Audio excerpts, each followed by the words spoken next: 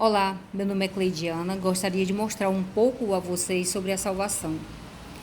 De que nós somos salvos? Romanos 5,14. No entanto, a morte reinou desde a época de Adão até os dias de Moisés, mesmo sobre aqueles que não cometeram pecado semelhante à desobediência de Adão, o qual era a prefiguração daquele que havia de vir. Ou seja, Adão era perfeito, gente. Até o dia em que ele cometeu aquele pecado, né? Então, por que a Bíblia fala que a morte reinou de Adão até nos dias de Moisés? Porque lá em Moisés está escrito, gente, sobre um mandamento que quando o homem casasse, né, e não suscitasse descendência, e morresse antes de suscitar essa descendência, então um irmão tinha que casar com a esposa do morto, né, para suscitar descendência em seu lugar, porque o morto não voltaria mais. Então, eles não tinham sido ainda avisados sobre a ressurreição. Então, quem morria estava morto. Eles não acreditavam que tinha um espírito, que o espírito estava com Deus e que um dia recebeu um corpo. Não existia isso. Eles não eram ensinados dessa forma. Então, o que aconteceu? Eis aí a prova em que eles acreditavam. Depois chegaram os saduceus, que pregam não haver qualquer ressurreição, com a seguinte questão: Mestre, Moisés nos deixou escrito que se um homem morrer e deixar sua esposa sem filhos, seu irmão deverá casar com a viúva e gerar filhos para o seu irmão. Ora, 7 irmãos, o primeiro casou-se e faleceu sem deixar filhos. Então o segundo desposou a viúva, mas também morreu sem deixar descendentes. O mesmo ocorreu ao terceiro, e dessa forma nenhum dos 7 irmãos deixou filhos. Finalmente faleceu a mulher e morreu. Na ressurreição, de quem seria a esposa? Haja vista que os 7 foram casados com ela. Aí Jesus respondeu: Não é sem motivo que errais tanto, pois não compreendeis as Escrituras nem o poder de Deus. Quando os mortos ressuscitam, não se casam, mas nem são dados em casamentos, pois se tomam como os anjos nos céus. A respeito da ressurreição dos mortos, ainda não tendes lido no livro de Moisés, no texto referente à sarça, como Deus lhe declarou: Eu sou o Deus de Abraão, o Deus de Isaque e o Deus de Jacó? Ora, ele não é Deus de mortos, e sim de vivos. Estais absolutamente enganados. Por que Jesus falou dessa forma, gente? Mas ele não falou que o espírito daquelas pessoas estavam lá em cima. Ele falou referente a respeito da ressurreição, quanto à ressurreição dos mortos, né? Então, para Deus todos vivem, ele vai ressuscitar no último dia, ele tem esse poder. Ele não está dizendo aqui que Abraão, Isaque e Jacó já estão com ele lá em cima e estão vivos, gente, de uma forma espiritual, mas sim referente a uma ressurreição. Vamos ler aqui uma outra passagem aqui de Paulo, 1 Coríntios 15, do versículo 20 em diante, está escrito: No entanto, em realidade, Cristo ressuscitou dentre os mortos, sendo ele o primeiro dos frutos dentre aqueles que dormiram. O primeiro não está em ordem cronológica, gente, mas sim Cristo é as primícias, é o primeiro fruto para a oblação de nossos pecados.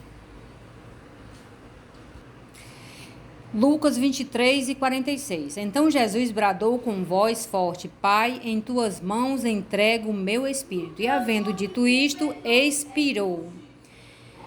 Vejam só, gente, ele entregou ali o espírito, sim, entregou a própria vida em sacrifício vivo, em oferta para oblação, né? Em holocausto por nossos pecados, para que nós pudéssemos ser salvos, ou seja, nós fomos perdoados por eles.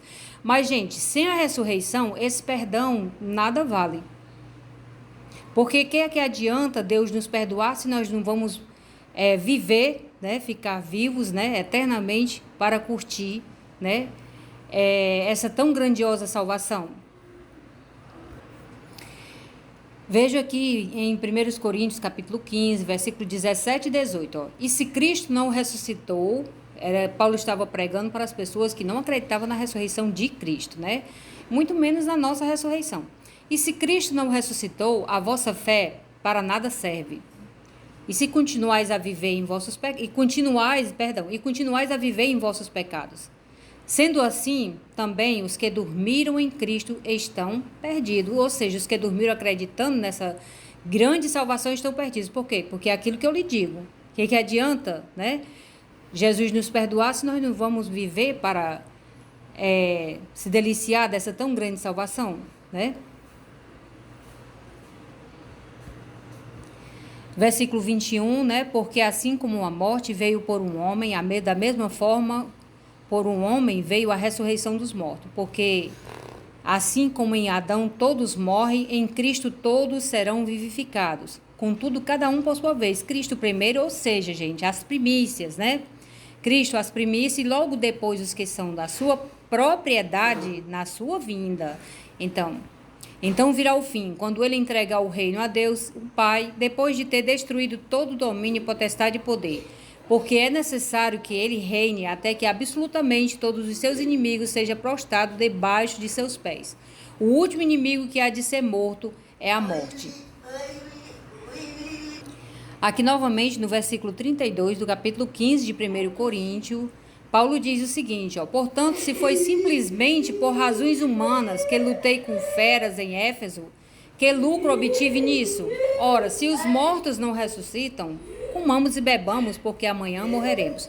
Aqui Paulo fala outra vez que sem a ressurreição nós não estaremos com Deus, gente.